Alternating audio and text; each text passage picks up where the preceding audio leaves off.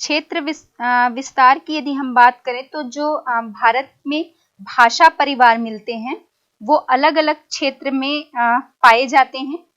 उनका वर्गीकरण हम इस तालिका के माध्यम से करते हैं।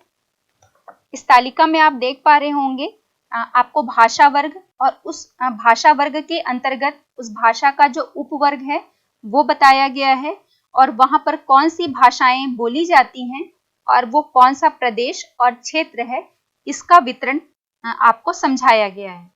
तो पहले हम बात करते हैं आर्य यूरोपीय भाषा परिवार की। इस भाषा का उपवर्ग है दर्दी भारतीय आर्य भाषाएं और इसमें भी प्रमुख रूप से उत्तरी क्षेत्र, उत्तरी पश्चिमी, पूर्वी, दक्षिणी, मध्य और मध्य पूर्व के क्षेत्र आते हैं। और इसमें बोली जाने वाली जो भाषाएं हैं वो मुख्य रूप से कश्मीरी, जो कश्मीर में बोली जाती है, पहाड़ी और नेपाली भाषा, यह आपको हिमालयी और उप हिमालयी क्षेत्र में देखने को मिलेंगी।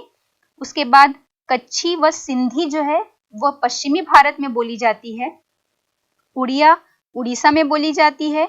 बंगाली भाषा पश्चिम बंगाल में और असमी जो है वो असम में बोली जाती है। हम दक्षिणी क्षेत्र की बात कर रहे हैं तो वहां पर मराठी, जिसमें जो महाराष्ट्र और दक्षिणी पश्चिमी मध्य प्रदेश में बोली जाती है। हम मध्य क्षेत्र में हिंदी भाषा का वर्चस्व है और ये आपको प्रमुख रूप से उत्तर प्रदेश, उत्तरांचल, हिमाचल प्रदेश, हरियाणा, राजस्थान, मध्य प्रदेश और दिल्ली क्षेत्र इसके अंतर्गत आते हैं। गुजराती गुजरात में बोली जाती है, पंजाबी पंजाब में और राजस्थानी राजस्थान में बोली जाती है। मध्य पूर्व के क्षेत्र देखें तो यहाँ पर मुख्य रूप से हिंदी और उर्दू भाषा बोली जाती है, जिसमें प्रमुख क्षेत्र इसके बिहार हैं, उत्तर प्रदेश, पूर्वी राजस्थान, मध्य प्रदेश, छत्तीसगढ़, हिमाचल प्रदेश, हरियाणा और दिल्ली है। दूसरे नंबर पर द्रविड़ भाषा है।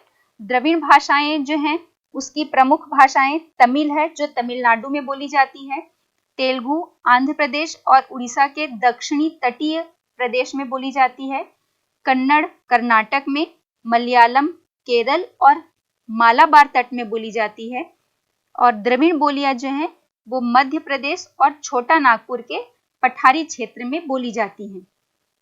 तीसरे नंबर पर आस्ट्रिक भाषाएं हैं। इस भाषा को की जो प्रमुख भाषा है वो आपकी खासी है, जो खासी और जयंतिया की पहाड़ियों प्रमुख रूप से जो मेघालय क्षेत्र है वहां पर बोली जाती हैं। और उसके बाद संथाली भाषा बोली जाती है। ये संथाली भाषा संथाल परगना, मयूरभंज, रांची और पूर्वी निमाड़ में बोली जाती है। हाँ, इस आस्ट्रिक भाषा का एक और भाषा बोली जाती है इसके अंतर्गत जो निकोबारी है और ये अंडमान निकोबार द्वीप समूह में बोली जाती है। चौथे नंबर पर मंगोल और चीनी तिब्बती भाषाएं हैं। ये इसमें जो भाषाएं बोली जाती हैं उसमें लद्दाखी है जो लद्दाख में बोली जाती है, सिक्किमी भाषा जो है वो सिक्किम और भूटान में, असमी अरुणाचल प्रदेश में, बोर्डो और नागालैंड मिजोरम में, काचिन कुकी चीन व बर्मी जो है वो मणिपुर में बोली जाती है। भाषा प्रदेश जो है वो आपके भारत में जब राज्यों का पुनर्निर्माण किया गया तो पुनर्निर्माण आयोग की स्थापना की गई और इसके अंतर्गत भारत में भाषाई राज्यों का पुनर्निर्माण किया गया। संविधान में 8 भारतीय भाषाओं को मान्यता दी गई है जो आगे चलकर 15 हो गई और इसी के आधार पर 1 नवंबर 1956 को भारत में 15 राज्य जो हैं भाषा प्रदेश के रूप में अस्तित्व में आए और आगे चलकर स्थानीय भाषा को संविधान में मान्यता प्राप्त भाषा और नए राज्यों की मांग बढ़ती गई और वर्तमान में 28 राज्य बन चुके हैं जिनमें 22 भाषाई प्रदेश में विभाजित हैं।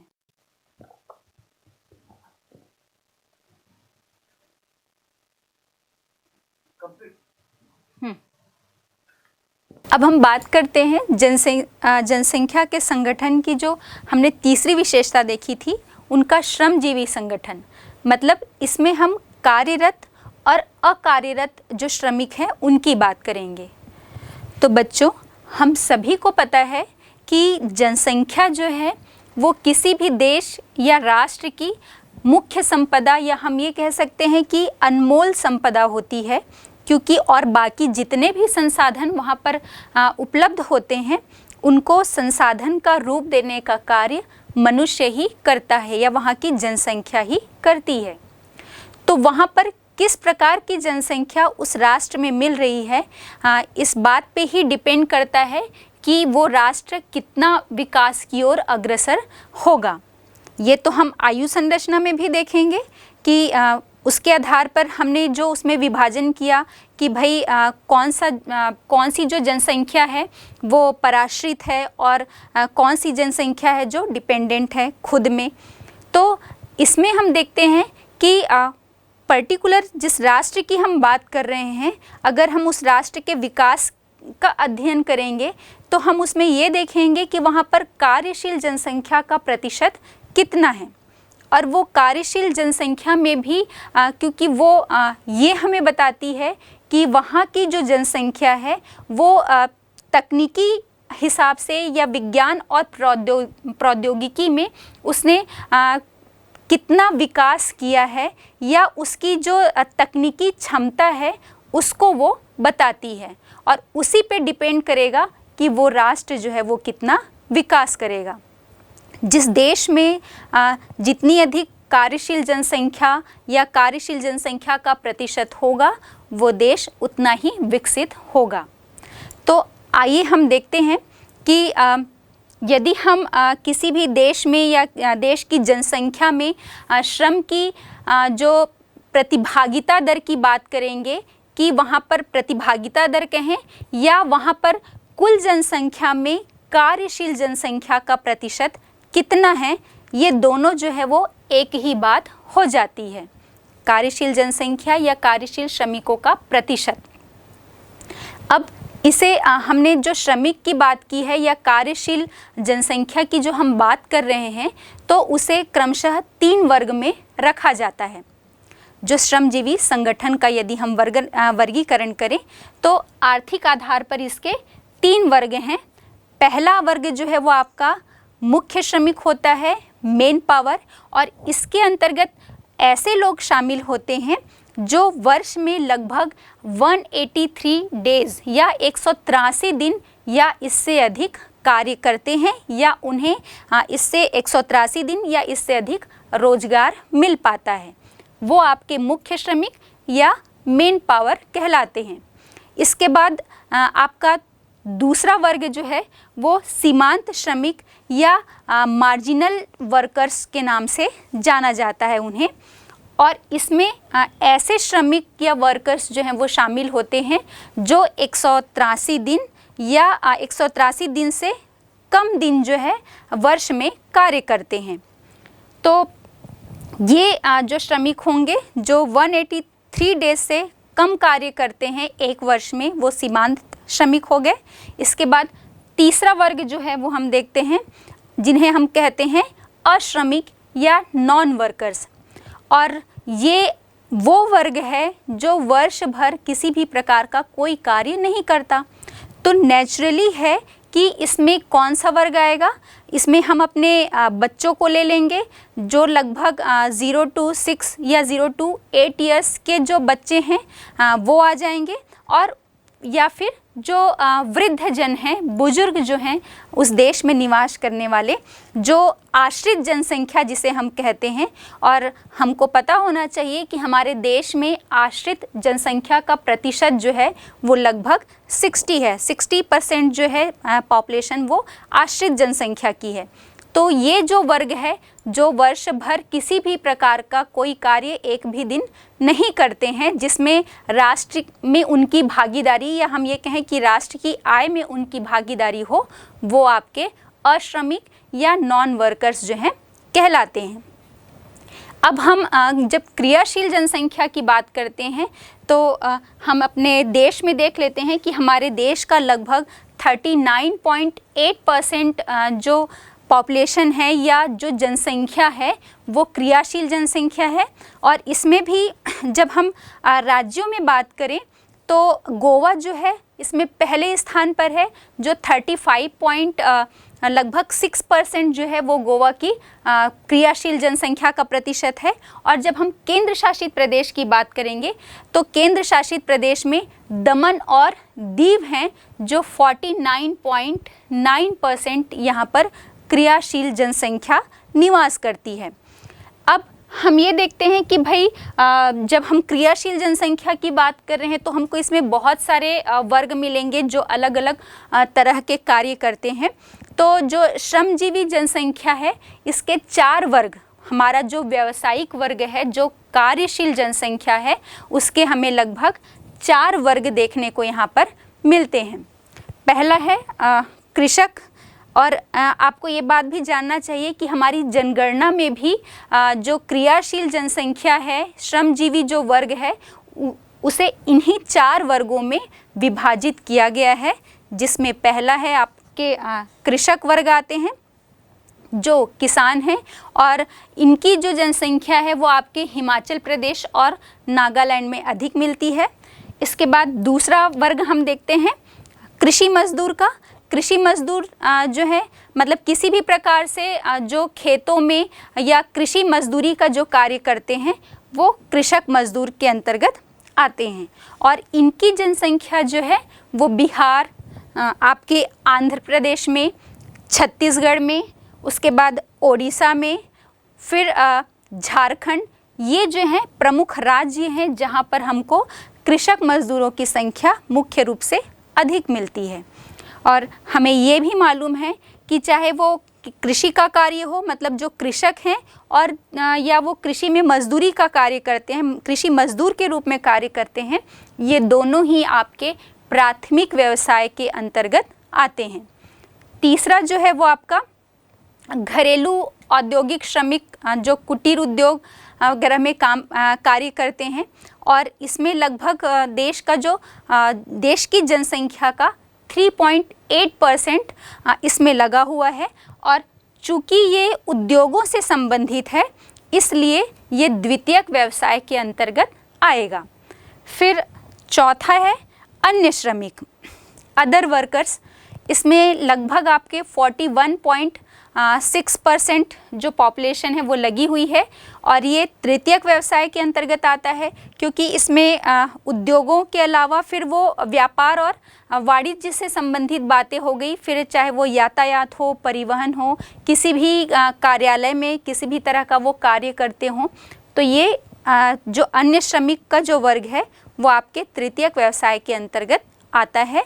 और इसमें हम देखेंगे दिल्ली है, चंडीगढ़ है, पुदुचेरी है, ये सब जो राज्य हैं यहाँ पर प्रमुख रूप से इस प्रकार के तृतीयक व्यवसाय में लगे हुए श्रमिक हमें अधिक संख्या में मिलते हैं। इसमें हम बात करेंगे किसी भी प्रकार का चाहे वो मरम्मत का कार्य कर रहे हों या गैर घरेलू उद्योगों से हटकर, या भी हमने जो बात की कि भाई व्यापार, वाणिज्य, यातायात, परिवहन, निर्यात, किसी भी चीज़ में लगे हुए हों, वो इस वर्ग के अंतर्गत आते हैं।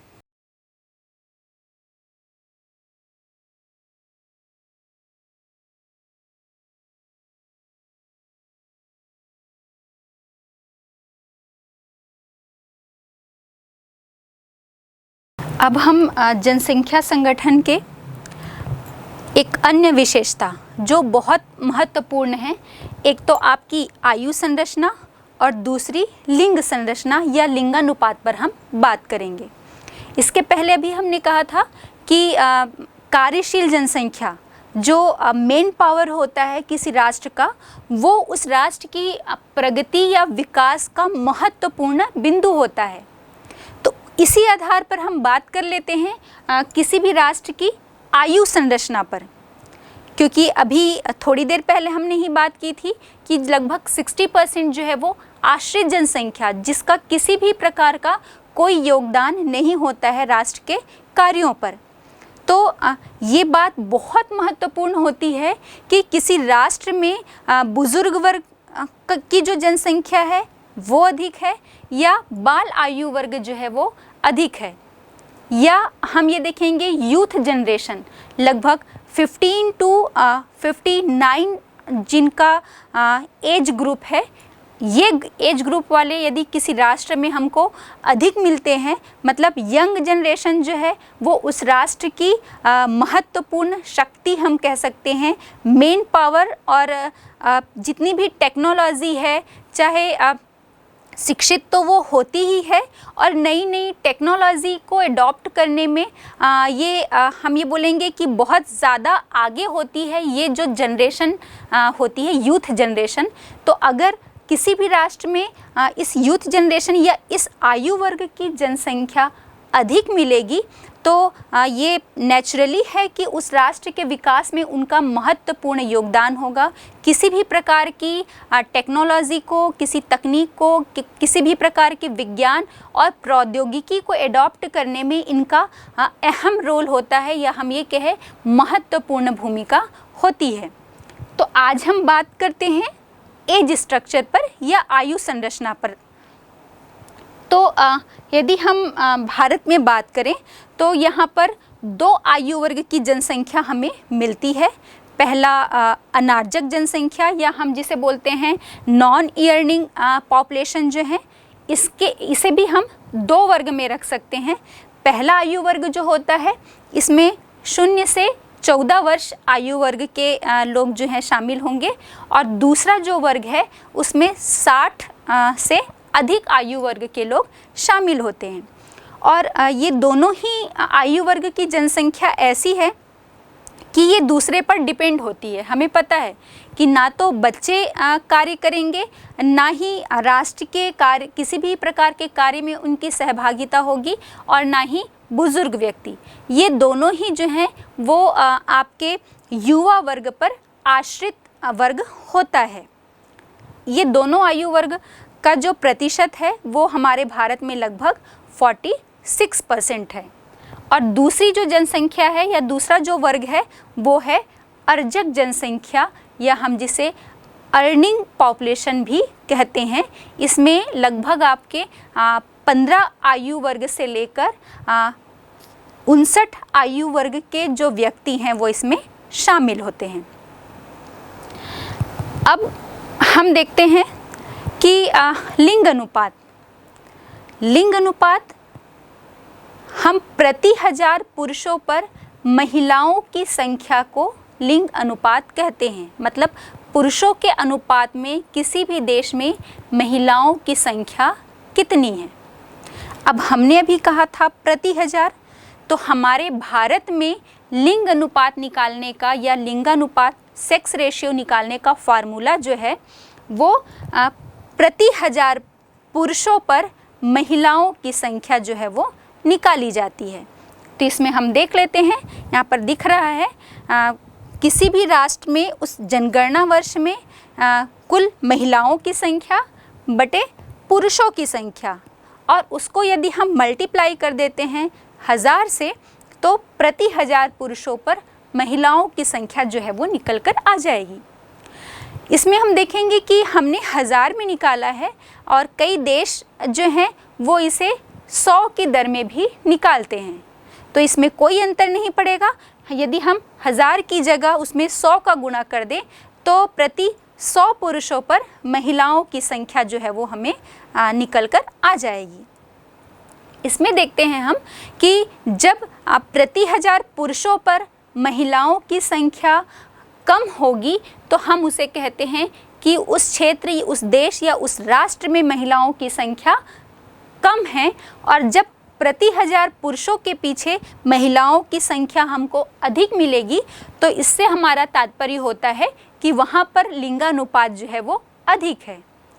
और ये किसी भी राष्ट्र के विकास के लिए बहुत अहम है, क्योंकि हमें पता है चाहे हम किसी परिवार, किसी समाज या देश या पूरे विश्व की बात करें तो लिंग अनुपात जो है वो उसका बैलेंस होना बहुत आवश्यक है, क्योंकि महिला और पुरुष जो हैं वो एक सिक्के के 2 पहलू की तरह होते हैं। भले ही हमारा भारतीय समाज है जो एक पुरुष प्रधान समाज है, यहाँ पर महिलाओं की स्थिति को बहुत कम आंका जाता है। और वर्तमान में हम देख रहे हैं कि लगातार जो घटती हुई लिंगानुपात की स्थिति है, उसके कारण अब ये स्थिति पैदा हो गई है कि बहुत से लड़के जो हैं वो कुंवारे ही रह जाएंगे। भाई इसको आप ऐसे ही समझ सकते हैं कि यदि 1000 पुरुष है और उसमें महिलाओं की संख्या किसी भी क्षेत्र में 800 या 900 है, तो फिर 100 पुरुषों के लिए महिलाएं कहाँ से आएंगी, है ना। तो ये दोनों ही जो अनुपात है, चाहे हम महिला की बात करें या हम पुरुष की बात करें, तो इनका ये जो रेशियो है वो बैलेंस होना बहुत आवश्यक है। अब हम ये देखते हैं कि हमारे देश में लिंगानुपात के कम होने के क्या कारण हैं। तो हमें मालूम है कि जो हमारा भारतीय समाज है, वहाँ पर अभी हमने बात की थी ना कि स्त्रियों की जो सामाजिक स्थिति है वो बहुत अच्छी नहीं है, क्योंकि हमारा भारतीय समाज पुरुष प्रधान समाज है। वहाँ पर पुरुष को ज़्यादा वेटेज दिया जाता है, चाहे हम शिक्षा के संबंध में बात करें, पालन पोषण की बात करें, है ना। यदि हम कार्य के संबंध में बात करते हैं कि घर की जो आर्थिक स्थिति है वहाँ पर महिलाओं की भागीदारी होनी चाहिए, तो वो हमें बहुत ही कम देखने को मिलती है। पहला कारण है। दूसरा हम देखते हैं कि जहाँ पर भी जो लड़के और लड़कियाँ, यदि एक परिवार में दो मिलते हैं, 2 बच्चे हमें, तो हम ये देखते हैं कि हमारे समाज में लड़कों की अपेक्षा लड़कियों के पालन पोषण में बहुत कम ध्यान दिया जाता है। भाई इसे यही बोलकर हमेशा से टाल दिया जाता रहा है, क्योंकि हमारे भारतीय समाज में ये रिवाज है कि लड़कियां जो हैं वो विवाह के बाद अपने पति के घर चली जाती हैं, अपने ससुराल चली जाती हैं। तो हमेशा यदि उनकी पढ़ाई शिक्षा की बात हो या उनके कार्य करने की बात हो या उनके लालन पोषण की बात हो, बहुत उच्च शिक्षा देने की बात हो, तो यही कहकर टाल दिया जाता है कि भाई तुम्हें तो दूसरे घर जाना है। ये हमारे समाज की एक मेंटालिटी है। हालांकि अब इस पर बहुत ध्यान दिया जा रहा है और बहुत सुधार के प्रयास किए जा रहे हैं, लेकिन अभी भी बहुत कुछ करना इसमें बाकी है। तो दूसरा रीज़न हमने देखा कि लड़कों की अपेक्षा लड़कियों के पालन पोषण पर कम ध्यान दिया जाता है। फिर हम ये देखते हैं कि जो डिलीवरी पीरियड होता है उसमें भी बहुत सारी जो महिलाएं हैं, स्त्रियां हैं, उनकी मृत्यु हो जाती है बहुत उचित चिकित्सा के अभाव में। जो पिछड़े ग्रामीण क्षेत्र हैं, अनुसूचित जो क्षेत्र हैं, वहाँ पर ये जो है ये घटनाएं हमें अधिक देखने को मिलती हैं। इसके बाद हम देखते हैं कि लड़कियों की हमेशा उपेक्षा की जाती है, मतलब उन्हें ये कहकर 4 दीवारी के अंदर ही हम बहुत से जो राज्य ऐसे हैं हमारे देश के, यहाँ पर हम देखेंगे कि स्त्रियों की स्थिति जो है वो बहुत अच्छी नहीं है। और ये तो एक आम बात अभी जो मैंने कही थी कि भाई तुम्हें तो पराए घर जाना है, ये कहकर हम उसे आगे बढ़ने के लिए प्रेरित कर ही नहीं पाते हैं। हमेशा लड़कों को आगे बढ़ने के लिए मोटिवेट किया जाता है और लड़कियों को इस संबंध में अवॉइड किया जाता है। इसके बाद हम देखते हैं अभी हालांकि इन घटनाओं पर बहुत कुछ रोक लगा दी गई है, लेकिन अभी भी ये पूरी तरह से सक्सेस नहीं हो पाया है। जो कन्याओं की भ्रूण हत्या होती है, मतलब जन्म के पहले ही किसी भी प्रकार के टेस्ट सोनोग्राफी से ये पता लगा लिया जाता है कि गर्भ में बालक है या बालिका है, लड़का है या लड़की है। और यदि वो लड़की होती है तो गर्भ में ही उनकी हत्या कर दी जाती है। हम सभी को पता है कि यह एक अपराध है और ये जानते हुए भी लोग ये अपराध करने से बिल्कुल भी हिचकिचाते नहीं हैं। और हालांकि इस पे बहुत से कानून भी बनाए गए हैं, लेकिन तब भी ये जो अपराध है वो अपनी चरम पर है। फिर हम देखते हैं कि हमने बात की थी कि या तो हम उसकी शिक्षा की बात करें, लड़कियों की शिक्षा की बात करें, या उसके स्वास्थ्य की बात करें। खास करके मैं फिर से रिपीट करना चाहूँगी कि ये ग्रामीण क्षेत्रों में और ख़ास करके जो पिछड़े हुए क्षेत्र हैं, आदिम समाज जहाँ पर होता है, हालांकि ऐसा बिल्कुल भी नहीं है कि हर आदिम समाज में होगा, बहुत सारे ट्राइब्स वाले ऐसे क्षेत्र हैं जो महिला प्रधान समाज होता है जहाँ पर। लेकिन हम बात करें जो पिछड़े हुए अलग थलग हैं, मुख्य समाज की धारा से जो एकदम अलग हैं, वहाँ पर हमें अक्सर ये देखा जाता है। और कई बार तो बहुत पढ़े लिखे शिक्षित लोगों के घर में भी हमें ये चीज़ें देखने को मिलती हैं कि लड़के और लड़की में भेदभाव किया जाता है। तो ये कुछ कारण हो गए जो देश में कम लिंगानुपात की स्थिति के लिए उत्तरदायी हैं। अब हम अपने बात करते हैं 2011 जनगणना के अनुसार, तो केरल में हमको सबसे अधिक, केरल ऐसा राज्य है जहाँ पर सर्वाधिक लिंगानुपात भारत में मिलता है। यहाँ पर 1.60 करोड़ पुरुषों पर महिलाओं की संख्या जो है वो 1.73 करोड़ मिलती है। मतलब यहाँ का लिंगानुपात जो है वो 1084 है, 1084। यहाँ पर यदि 1000 पुरुष हैं तो उन 1000 पुरुषों के पीछे महिलाओं की संख्या 1084 या 1084 हमें देखने को मिलता है। इसका कारण ये है कि केरल में जो मातृसत्तात्मक व्यवस्था, सामाजिक व्यवस्था की हम बात करेंगे, वो देखने को मिलती है। महिलाओं को वहाँ पर समाज में समान अधिकार या अधिक वेटेज जो है वो दिया जाता है। और इसके बाद यदि हम बात करें तो केंद्र शासित प्रदेश में पांडिचेरी में हमको सबसे अधिक लिंगानुपात देखने को मिलता है। यहाँ पर हम देख पा रहे हैं 1038 जो है वो यहाँ का लिंगानुपात है। इसका भी मुख्य कारण केरल में भी शिक्षा की व्यवस्था, शैक्षणिक स्थिति जो है वहाँ पर खास करके महिलाओं की शिक्षा व्यवस्था बहुत अच्छी है। उसी प्रकार यहाँ भी जो शैक्षिक व्यवस्था है या शिक्षा की जो सुविधाएं हैं, शिक्षा का जो प्रचार प्रसार है वो बहुत अधिक है। इस कारण यहाँ भी हमें लिंगानुपात अधिक देखने को मिलता है। इसके बाद अगर हम अपने छत्तीसगढ़ की बात करेंगे तो यहाँ भी बहुत बुरी स्थिति नहीं है। अन्य राज्यों की अपेक्षा यहाँ पर महिलाओं की स्थिति जो है वो थोड़ी ठीक है। यहाँ पर प्रति 1000 पुरुषों पर महिलाओं की संख्या 991 या 991 हमें देखने को मिलती है।